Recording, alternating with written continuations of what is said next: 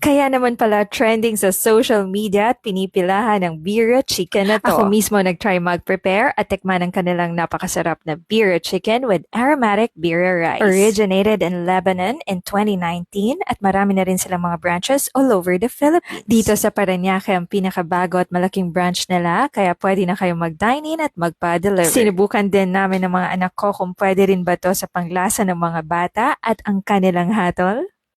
So yummy! Kaya ngayon, alam ko na kung bakit ito pinipilahan at tinawag na white chicken. Napaka-juicy, full of flavors, at balance ang lasa. Merong mga spices na huling-huli ang panglasang Pinoy. Meron ding sauces to add more flavors sa inyong mga chicken. One whole chicken plus birria rice for as low as 300 only. Masarap na, sulit pa. Basta birria chicken, i-white chicken mo na.